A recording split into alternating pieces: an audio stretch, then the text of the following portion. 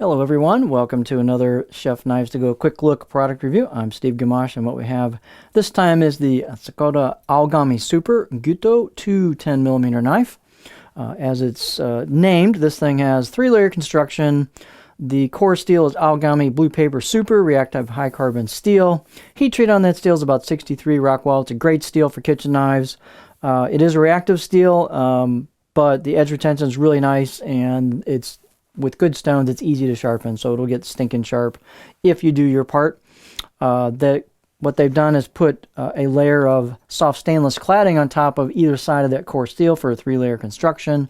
So cladding, it goes over the top of the spine, is non-reactive, but the core steel is, so you basically just have to worry about what's coming up at the edge here. We'll get a close-up of that line there between the cladding and the core. This knife has a fair amount of polish to it. It's a little hard to see that. Even in person, much less on the camera, but we'll take a look at that.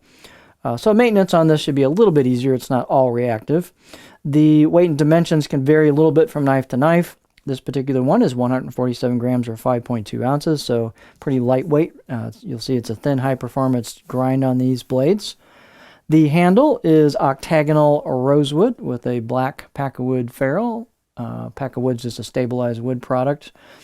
They do not seal up real well where that tang goes into the handle, where you got kind of the drilled out hole where they start that slot, and then the tops of the slot. So take a good look at yours. If it's got some gaps there like this one, I would recommend sealing that with something. Some people use beeswax, some people use silicone, lots of stuff.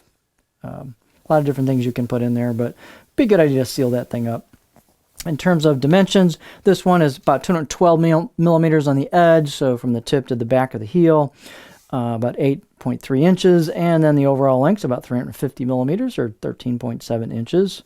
Spine thickness, these can be a little thicker coming out of the handle, but then they thin out as you go on the blade. This particular one actually is thinner at the handle than the 180 I just did a video for. This one's about 2.9 millimeters at the back, so you're going to see some variances here.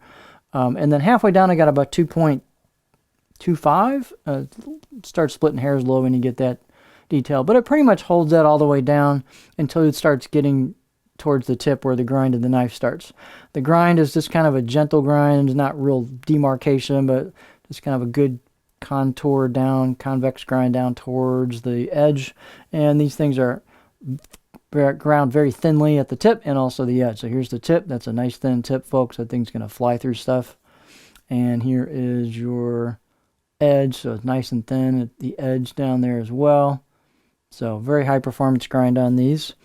Height on this is 48.2 millimeters at the back on this one. Plenty of room for your finger. You've got a curve here from the choil into the neck. This one doesn't have as big a gap actually as the 180 did. So there's not quite enough spot to stick your finger all the way in there. These can vary a little bit, but so anyway, you've got a spot for a pinch grip there. In terms of balance point, this is going to be right about there for the balance point, and which that means for me, for the pinch grip, it's going to be a little blade forward balance, which is nice. Gives you a little bit of a weight to it, but still a lightweight blade. Let's do our beauty shot here. It's a little hard with the lighting, and they've got kind of a fair amount of polish on this, and it's a little hard to show, but we'll do that. This one is very faint, but more faint than the other one, but this does have laser engraved kanji on the right side of the blade. You can kind of see that right there.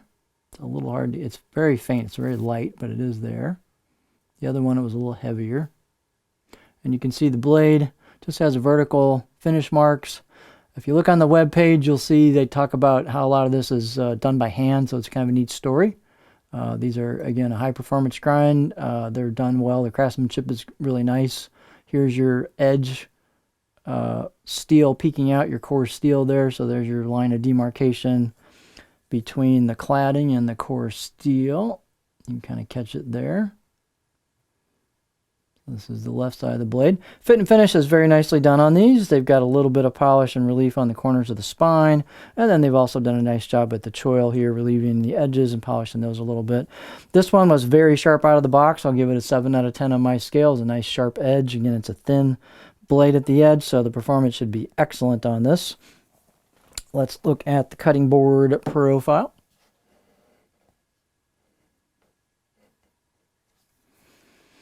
So here we go. This one's crammed just a little different than the 180. The 180 had a big old honking flat spot right here. This particular one has a little bit of a fulcrum point right there, but it does flow into that back. Every knife's not going to be unique, or I should say identical. These aren't machine made, so on a template, so these will vary slightly, but you can still see it's got a pretty good flat back half here, so that seems to be a common character between the two knives, so that gives you an idea of some consistency. The tip is pretty low, almost a Santoku style tip there, sheep's foot, but so I can get, I'm not getting very high. I'm getting about right there for where the tip wants to dig in, so this is not really meant to be a big rocker. You could rock over short stuff. Definitely chop towards the back, push, pull cuts, glide cuts should be nice with this. Tip draws will be easy because you don't have to crank the handle up too high. So pretty versatile profile overall. So it's just a nice line of knives. They represent a good craftsmanship, kind of a unique story behind them. Stainless cladding for a little bit easier maintenance, high performance grind, what's not to like? So this is the Sakoda Aogami Super Gyuto 2 10mm knife from Chef Knives To Go.